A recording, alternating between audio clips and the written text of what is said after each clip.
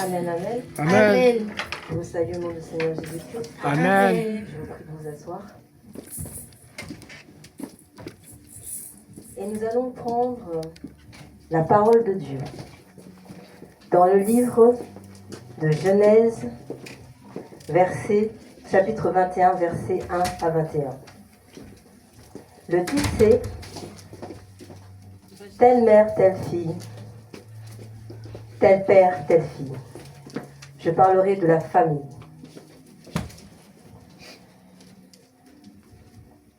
Genèse, chapitre 21, versets 1 à 21.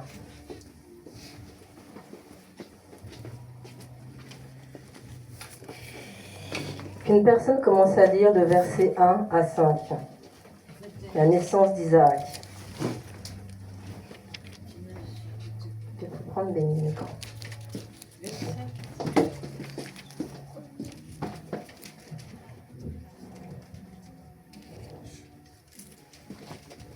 21. 39, 21. Chapitre 21, à partir du 1er jusqu'au 21. Vous êtes prêts? Oui. Je répète. Genèse 21, versets 1 à 5 pour Béni.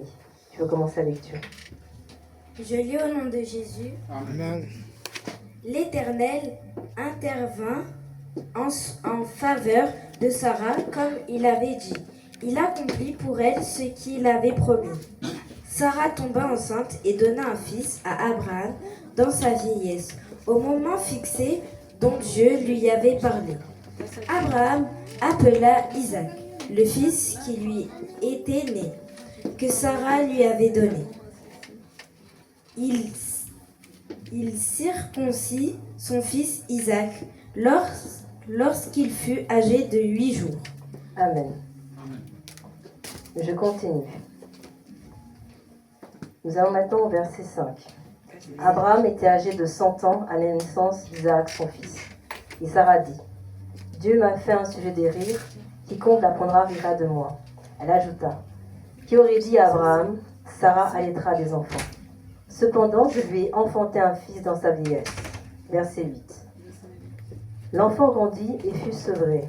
Et Abraham fit un grand festin le jour où Isaac fut sevré. Sarah vit rire le fils d'Agar, l'Égyptienne, avait enfanté Abraham.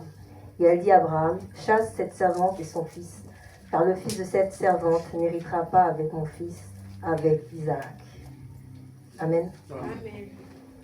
Alors je rappelle bien le contexte de ce qui se passe dans cette histoire. Amen. Et pourquoi je parle de la famille aujourd'hui. Alors la famille chrétienne est menacée. La famille chrétienne, comme l'a donné le Seigneur Jésus-Christ, est menacée. Quand je parle de la famille, c'est la famille que nous avons physiquement lorsque nous nous centrons dans une famille, c'est-à-dire avec un père, une mère, il y a des enfants. Ensuite, il y a ce qu'on appelle aussi la famille physique, que j'ai dit, et la famille spirituelle. La famille spirituelle, c'est aussi l'Église. Alors, ce que je suis en train de vous dire, et je répète encore une fois, c'est telle mère, telle fille, tel père, telle fille. C'est-à-dire que, normalement, une famille continue sa postérité avec la bénédiction de Dieu. Amen. Mais il n'en est pas le cas aujourd'hui, parce que la famille est menacée. Alors, je vais faire une approche en 3 étapes. D'abord, présenter la famille, la définition de la famille. Je ne vais pas être vraiment difficile à dire, parce que la famille, c'est déjà un ensemble d'individus. Selon la famille biblique, j'ai pris l'exemple d'Abraham. Il a une femme, il a 2 enfants. Amen. Amen. Amen. Maintenant, la famille, quand on continue à marcher dans le temps, c'est selon le code civil, il y a des lois. C'est un groupe de personnes qui a des parentés ou des alliances et qui font une famille. Je ne vais pas aller plus loin. Maintenant, aujourd'hui. La famille, aujourd'hui, elle est monoparentale. La famille, aujourd'hui, elle est paxée. La famille, aujourd'hui, elle est divisée. La famille, aujourd'hui, est dans la haine. Amen. Amen. Ça, c'est la famille d'aujourd'hui. C'est la famille aussi chrétienne, malheureusement. Je continue. Deuxième point que nous allons voir, c'est les devoirs et les droits de la famille. Selon la Bible, nous avons des devoirs et aussi selon le code civil. Parce que nous sommes sur la terre et que les hommes ont fait aussi leur loi. Amen. Amen. Donc j'ai commencé à vous faire présenter la famille d'Abraham. Nous allons revenir dans le texte. Et d'abord, c'est pour vous présenter un peu comment ça se passe. Parce que chaque famille, et quand on dit une famille chrétienne, est issue d'Abraham. Et je prends un exemple très simple. La famille d'Abraham, c'est aussi la famille d'Ismaël. C'est la famille aussi d'Isaac. Amen. Amen. Maintenant, on va dans un endroit très précis à Jérusalem. Jérusalem qui est la ville de la paix. Et Jérusalem se trouve entre la Palestine et Israël. Et ses frères ne s'aiment pas. Amen. Amen. Alors comment les enfants de Dieu peuvent-ils vivre, apporter l'amour s'il y a la haine? Le Seigneur m'a expliqué tout simplement que dans tout ce qui est en train de se passer aujourd'hui, Israël a péché. Israël ne devait pas venir chercher à avoir un État pour pouvoir s'installer au niveau de la Palestine. La justice, elle l'avait de Dieu. Elle l'a eu des Nations Unies. Amen. Amen. Nations Unies, c'est les hommes. Et en faisant ça, ce peuple, les Juifs, ont encore mis la malédiction sur eux. Et la malédiction est encore venue par rapport à leurs frères. Donc, la guerre. Dieu n'est pas pour la guerre, il est pour la paix. Et ce qui se passe aussi dans cette Palestine, c'est que Jésus est partout. Jésus vient dans les maisons. Il vient en Palestine, mais il vient aussi en Israël. Il ramène ses enfants au Père. C'est pour vous dire que tout se fait par rapport à Jésus-Christ. Parce que moi, je suis enfant de Dieu et que je crois en Jésus-Christ. Je ne vais pas chercher à me battre pour quoi que ce soit. La solution est en Jésus-Christ. Et je vous parle de ce que Dieu a décidé de faire et comment des enfants de Dieu ont péché un à un. Mais c'est à chaque fois Jésus qui rattrape. Amen. Amen. Alors, selon la Bible, les devoirs et les droits des enfants de Dieu, on nous parle de cela dans Proverbe 1. Écoute mon fils, l'instruction de ton père. Et ne rejette pas l'enseignement de ta mère. La famille, c'est un papa et c'est une maman. Amen. Amen. Ensuite, on nous parle, ça c'est dans le Nouveau Testament, de Éphésiens. Éphésiens 6, verset 2, il est écrit « Honore ton père et ta mère, afin que tu sois heureux ou heureuse et que tu vives longtemps dans ta vie. » Amen. Ça, c'est pour les enfants. Mais pour les parents, c'est Éphésiens 6, verset 4, il est écrit « Père et mère, n'irritez pas vos enfants. » Tout est là. Amen. Il y a beaucoup de familles chrétiennes qui se déchirent aujourd'hui. Il y a beaucoup de problèmes. Mais nous allons voir que la solution, c'est Jésus-Christ. Amen. Amen. Maintenant, je parle au niveau du code civil. Parce qu'il faut comprendre les choses. Il y a un positionnement à avoir spirituel, physique, mais aussi dans la connaissance de ce que nous vivons dans chaque étape, dans chaque société. Dieu ne fait rien par hasard. Il se présente à des gens pour nous donner des solutions. Et on parle du code de la famille, on a parlé de droits et des obligations. Parce que le problème aujourd'hui, c'est aussi ça dans certaines familles. Chacun demande des droits. Les enfants, ils ont des droits. Les parents, ils ont des droits. Mais on ne connaît pas trop les obligations. C'est papa, j'ai droit. Maman, j'ai droit. C'est est-ce que je peux? Est-ce que je peux? C'est ça. On parle des obligations. Pension alimentaire, parce qu'il y a des familles qui sont recomposées, monoparentales, donc on doit donner de l'argent, on doit s'occuper d'un enfant reconnu. Après, il y a les parents qui doivent s'occuper des enfants. Mais les enfants doivent s'occuper aussi de leurs parents. Amen. Amen. Et c'est ça tout le problème. La notion dans laquelle nous vivons, parce qu'il y a des guerres, parce qu'il y a des problèmes économiques aussi, font qu'aujourd'hui, les hommes et les femmes de Dieu ne savent plus sur quel point danser dans l'Église. J'explique. Nous sommes dans l'Église, il y a de plus en plus d'hommes et de femmes qui vivent dans le concubinage. Et des enfants qui vivent du concubinage, même si on est bien devant, légitimement, ce sont des enfants qui sont illégitimes. Dieu est un Dieu d'alliance. Il veut que les alliances se fassent dans sa maison. Il est un Dieu d'ordre.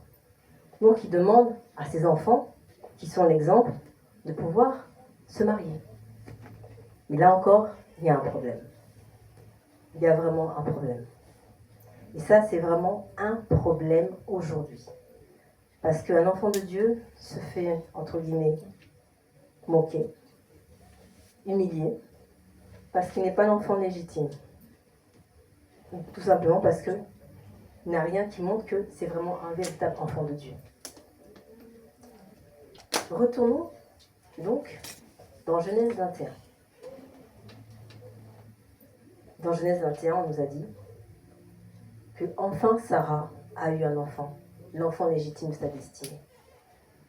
Il faut savoir que Sarah, dans sa situation, a aidé Dieu. Je ne sais pas si vous vous rendez compte de ce qu'elle a fait, mais elle a décidé d'aider Dieu. Elle était incrédule à la parole des hommes qui sont venus lui dire qu'elle allait enfanter. Et c'est en aidant Dieu et en suppliant son mari qu'elle a donné sa servante et que Ismaël est né. Dieu savait ces choses-là parce qu'il est omniscient, omnipotent et qu'il est le commencement et la fin. Il avait déjà donné une solution pour cette situation. C'est pour ça que quand je vous parle d'Israël aujourd'hui, c'est toujours la solution par rapport à Dieu qu'il faut toujours chercher, l'amour. L'amour et la justice. C'est pas la haine ni encore moins le sacrifice des hommes. Et cette dame, donc, elle a enfanté. Et là, quand on a lu le texte, il y a eu la fête. Elle n'était pas contente. Et comme je le dis, elle n'est pas contente. Pourquoi ? Parce que Ismaël a aussi ses droits sur l'héritage. Donc, dans l'histoire, je parle bien de l'histoire du monde, il y a des terres, il y a des seigneurs, il y a des gens qui ont fait qu'il y avait d'autres qui étaient dominés et des dominants. Le pouvoir était là. Et que Abraham, étant donné qu'il était d'abord son fils, il avait déjà commencé à enseigner son premier fils. Mais selon la volonté de Dieu, c'était pas ça. Il devait enseigner à Isaac. Voilà pourquoi, à un moment donné, dans l'histoire, on donne raison à la femme. Mais c'est quelque chose qui fait mal. Et ça se répercute aussi dans ce qu'on appelle les alliances que l'on peut faire en dehors du mariage, les conséquences. Chacun d'entre nous, lorsque nous vivons nos vies, faisons nos choses selon notre propre volonté. Et pas ce que Dieu demande. Nous allons continuer le texte. Je reprends pour les personnes. Sarah, verset 9, vit rire le fils d'Agar, l'Égyptienne, qui avait inventé Abraham. Elle dit à Abraham, chasse cette servante et son fils, car le fils de cette servante n'hérita pas avec mon fils, avec Isaac. Cette parole était plus forte aux yeux d'Abraham à cause de son fils. Et Dieu dit à Abraham, que cela ne déplaise pas à tes yeux à cause de l'enfant et de ta servante. Accorde à Sarah tout ce qu'elle te demandera, car c'est Isaac te sortira une postérité qui te sera propre. Verset 13. Je ferai aussi une nation du fils de ta servante, car il est ta postérité. Ça, c'est ce que nous vivons aujourd'hui. La postérité. Chaque homme est capable de donner une descendance. Mais il y a des conséquences. Bonnes et mal. Bonnes et mauvaises.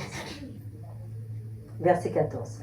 Abraham se leva de bon matin, il prit du pain et une outre d'eau, qu'il donna à Agar et plaça sur son épaule. Il lui remit aussi l'enfant et la renvoya. Elle s'en alla et s'égara dans le désert de Beersheba. Verset 15. Quand l'eau de l'outre fut épuisée, elle laissa l'enfant sous un des arbrisseaux. Et alla s'asseoir vis-à-vis à une portée d'arc, car elle disait que je ne vois pas mourir mon fils. Elle s'assit donc vis-à-vis de lui, éleva la voix et pleura. Dieu entendit la voix de l'enfant, et l'ange de Dieu appela du ciel Agar et lui dit, qu'as-tu, Agar? Ne crains point, car Dieu a entendu la voix de l'enfant dans le lieu où il est. Lève-toi, prends l'enfant, saisis-le de ta main, car je ferai de lui une grande nation. Je dis bien une grande nation. Et Dieu lui ouvrit les yeux, et elle vit un puits d'eau. Elle alla remplir d'eau l'outre et donna à boire à l'enfant. Dieu fut avec l'enfant qui grandit et habita dans le désert et devint tireur d'arc. Il habita dans le désert de Paran, et sa mère lui prit une femme du pays d'Égypte. Amen. Amen. Dieu pouvant en toutes choses. Amen. Amen. Et c'est vraiment ce que je suis en train de vous dire. Les hommes ne croient plus en Dieu. Les hommes sont devenus incrédules. Ils sont devenus comme leur maman, qu'on appelle Sarah.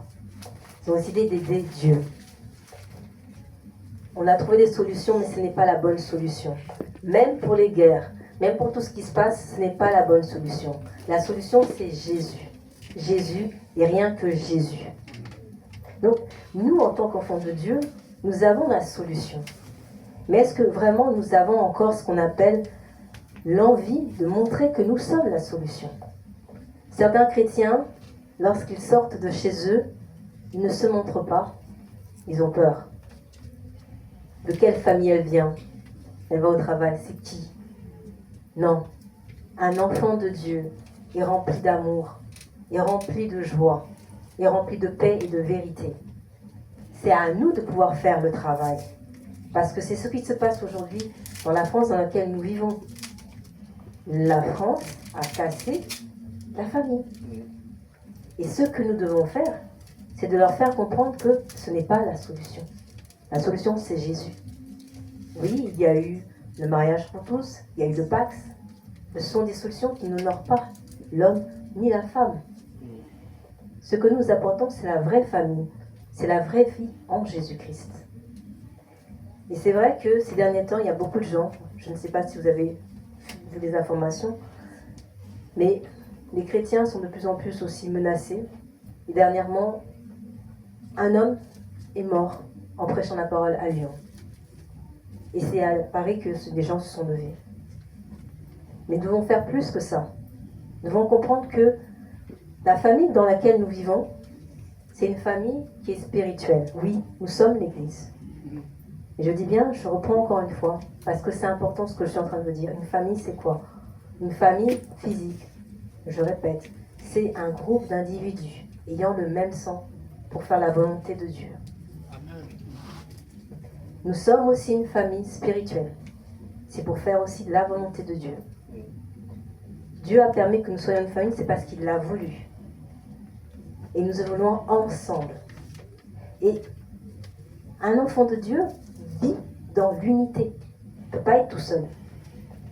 Alors oui, il y a des histoires où les frères et sœurs chrétiens ont été harcelés et ils vont à l'église à la télévision. Non, l'église n'est pas ça.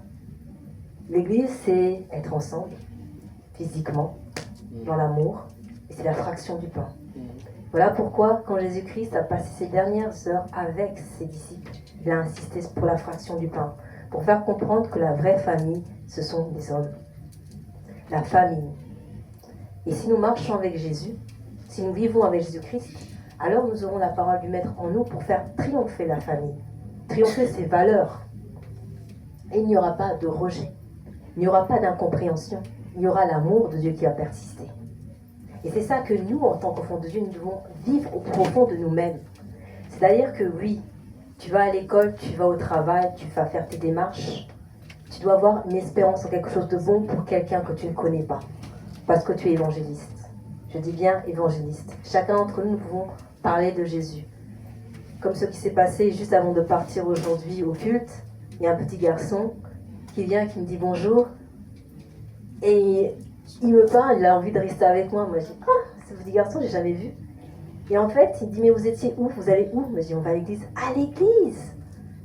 Et il voyait plein d'un point d'interrogation. Il dit, on doit présenter l'église, on doit présenter ce que nous sommes en tant qu'enfants de Dieu. Mais le problème aussi dans nos familles, c'est que lorsque le chef dit quelque chose, les enfants ne sont pas soumis à la désobéissance. Alors oui, nous avons lu le passage, enfin n'irritez pas vos enfants. Mais disons aussi que la chose est vraie, c'est qu'il y a aussi des enfants qui rejettent leur père et leur mère, qui rejettent leur éducation. Et pour ça, j'aimerais parler de ce qu'on appelle, on parle du déni et on parle du reniement. C'est-à-dire, l'action de renier quelqu'un, c'est ne pas accepter d'être avec la personne dont tu as l'identité. Tu renies ton père, il n'est pas ton père. Moi, j'ai vécu ça pendant 2 ans avec mon frère. Alors, je vous explique, c'est très dur à vivre. Parce que, comme je le dis, mon frère a dit « Ma mère n'était pas sa mère ». Il avait un esprit. Et cet esprit aussi travaille dans les familles.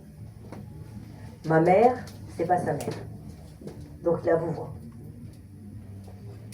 Pendant 2 ans, il fallait faire ramener à la raison une personne déjà possédée, qui a déjà fait des choses pratiquées, mais qui disait que cette femme-là n'est pas sa mère.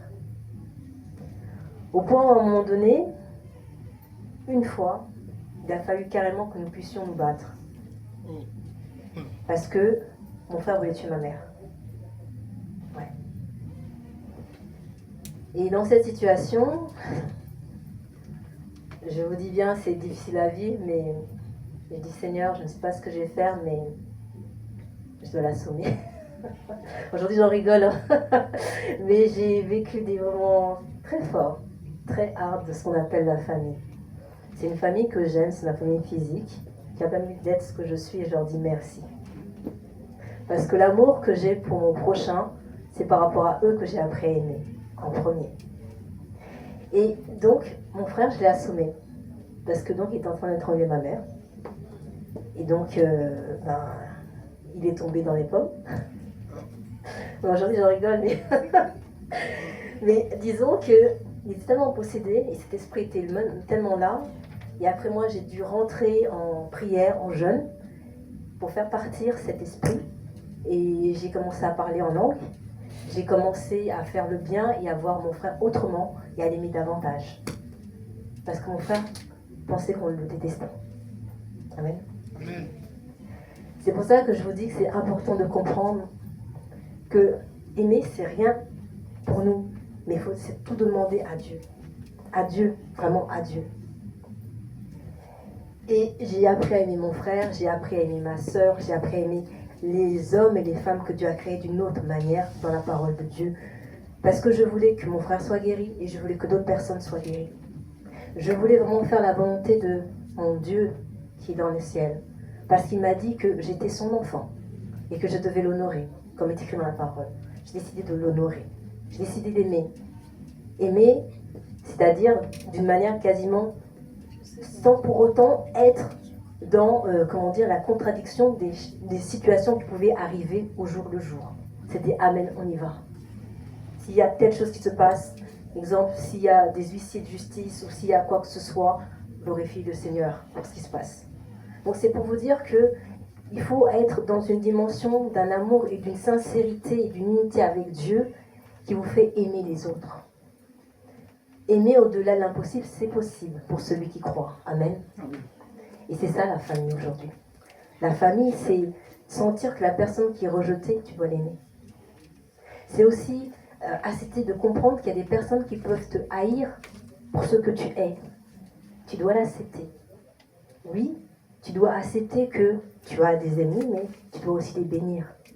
Parce qu'un jour, ils sentiront cet amour. Parce qu'un homme qui est créé par Dieu sent l'amour, comme il sent la méchanceté. Amen. Donc cette famille-là, et je vous dis bien, c'est vraiment important de comprendre que les personnes qui sont rejetées ont besoin de notre amour. Et voilà pourquoi aussi, nous, en tant qu'enfants de Dieu, il est important que nous puissions prier, même pour des personnes que l'on ne connaît pas, l'amour de Dieu dans la famille. Parce que ce sont des valeurs qui sont en train de se faire casser, mais ce n'est pas ce que Dieu veut. Il veut voir aussi ce qu'on appelle notre persévérance dans son amour. Amen. Amen. Et les conséquences du rejet, parce que là j'ai parlé du reniement, donc je vais maintenant dire ce qui peut se passer dans une église. C'est-à-dire que toi, tu te dis chrétien, mais tu es d'Apollos. C'est-à-dire que tu es du tabernacle, mais tu es carrément à la bonne nouvelle. Et donc, pour toi, c'est normal. Non. Une famille, c'est une appartenance. C'est un ADN que Dieu te donne dans ton histoire, dans ton parcours, dans ta confession, dans ta conversion. Ta conversion, c'est quoi? C'est accepter de marcher avec Dieu, tout simplement. C'est accepter de savoir que nous sommes pécheurs et qu'on ne peut pas en fait se refaire, mais on peut se parfaire avec le Saint-Esprit. Amen. Et l'esprit de rébellion entre vraiment de plus en plus vis-à-vis de la jeunesse aujourd'hui, malheureusement. Et je suis très vigilante par rapport à ça parce que moi-même j'ai été jeune, je me suis donnée jeune, je comprends certaines choses et le Seigneur me dit que tu dois prier pour les jeunes. Tu dois prier pour qu'ils comprennent qu'il est important qu'ils puissent être avec leurs aînés, qu'il est important qu'ils ne puissent pas les mépriser parce que nous sommes une famille. Il faut les apprendre. Et c'est dur. C'est dur de pouvoir en fait parler avec des personnes qui ne veulent pas entendre, mais il faut le faire. Et l'Esprit de Dieu va nous donner, va te donner, parce que je parle à toi, je parle aussi à toi qui écoutes cette vidéo, que va te donner la capacité de persévérer dans cet amour spirituel, d'aimer. Oui, il y a des enfants légitimes et les enfants illégitimes, et Dieu les aime tous d'un même amour. Amen. C'est important de comprendre ça. On n'est pas là pour les juger. Et comme je dis souvent, moi, en tant que maman pasteur, mon premier job, c'est aimer. Aimer, c'est pas facile, hein? Mais aimer, c'est quelque chose qui est fort et qui est, en tant qu'enfant de Dieu, c'est quelque chose qui est en nous. On doit s'aimer. Donc, moi, je ne comprends pas comment il y a des chrétiens qui en arrivent à être animés simplement que par la haine et le point. C'est pas possible. Il faut que tu revoies, en fait, ta vision des choses avec Jésus. Je dis bien avec Jésus. Jésus n'est pas limité dans l'amour. Il est illimité. Et c'est à toi de comprendre que l'amour que Dieu te donne jour après jour, c'est de persévérer avec lui. Et de ne pas douter. Et d'être imprégné par ce que toi tu es. Amen. Amen. Ouais. C'est nous et nous seuls qui pouvons être amenés à porter l'ordre. Oui, aujourd'hui, il y a beaucoup de choses qui se passent au niveau de la France. Beaucoup de choses. Beaucoup de choses, beaucoup de choses. Mais c'est à nous de nous montrer. Moi, quand je me suis donnée à Jésus, quand je suis mariée avec Jésus, j'ai dit hasta siempre. C'est pour toujours. C'est jusqu'à toujours, c'est pour toujours. C'est-à-dire c'est jusqu'à la mort. Amen. Et chacun d'entre nous, en tant qu'enfant de Dieu, et ce que j'aimerais donner à mes enfants, que ce soit spirituel et physique, c'est cet amour-là. Parce que il t'aimera au-delà de l'impossible, quoi chose que tu fasses. Parce que tu pêches, il va t'aimer. Il va te donner encore les moyens de te parfaire. Il va te revêtir, il va mettre cette huile sainte pour que tu sois bien. Il va t'aimer, il va t'aimer. Mais toi, il faut que tu aies un bon cœur. Oui. Le problème aujourd'hui, c'est aussi ce qu'on appelle dans les familles, c'est le cœur. J'ai vu des enfants être détestés, comme je l'ai dit. Et moi, petite déjà, je disais aux hommes et aux femmes qui étaient autour de moi, je sentais certaines choses, mais je n'arrivais pas à comprendre pourquoi on laissait telle personne là-bas, telle personne là-bas. J'ai dit, mais non, c'est ton frère, il faut que tu l'aimes. J'avais 8 ans à cette époque. Et ce qui s'est passé, c'est qu'il y avait un conflit entre les frères de mon père. Et j'ai pris la main de ses cousins. Je l'ai ramené à la main de l'un de ses autres cousins. J'ai dit, faites la paix. J'avais 8 ans. Et je les ai regardés comme ça. J'ai dit, non, moi je vous aime. Et j'ai pas envie d'avoir ça dans ma famille. Ils étaient tellement, étonnés qu'ils ont fait la paix. Ce que je vous dis simplement, c'est que je suis un enfant de la paix. Un enfant de Dieu, c'est un enfant de la paix. Il n'est pas pour la guerre. Il n'est pas pour la destruction. Il est pour la famille. La vocation véritable de la famille de Dieu, c'est la famille. Et Abraham a une grande famille. Moi, je suis fière de dire que je suis de la famille d'Abraham. Parce que ça me permet d'être aussi frère et sœur avec tous les autres. Tous les autres qui ne connaissent pas. Mais qu'on doit ramener. Alors je dis gentiment les noms. Catholiques, pentecôtistes, baptistes, juifs, musulmans, tout ça, c'est la même famille. On doit les aimer. On doit les aimer pour amener la vérité en eux. Le fruit véritable de l'amour que Dieu nous a donné, c'est ça. Aimer. Aimer au-delà de l'impossible. Et chacun d'entre nous a sa valeur dans sa maison, dans la maison de son Père. Et c'est vrai qu'aujourd'hui, quand on parle des familles, comme je vous ai dit, Il y a les familles recomposées, il y a les familles qui sont éloignées. Mais il est important d'avoir cette notion d'être ensemble. À chaque fois d'être ensemble. Et c'est pour ça qu'on parle aussi dans l'assemblée, c'est-à-dire dans les églises, des assemblées de Dieu. Et je redis encore une fois, je ne comprends pas comment toi tu as une famille à la télévision. Ou alors sur Internet, parce que là je ne comprends pas non plus. Ce n'est pas ce que Dieu nous demande de faire. Parce que Jésus-Christ, physiquement, il est venu. Et à chaque fois que quelqu'un se donne, il est là. Il est là, il est là. Il est là partout où nous l'implorons qu'il vienne. Lorsque toi tu te donnes, lorsque il y a le mariage, lorsqu'il y a les deuils, il est là. C'est à nous en fait, comment dire, d'enlever le voile qui a été mis. Parce que c'est vrai, le voile est déchiré.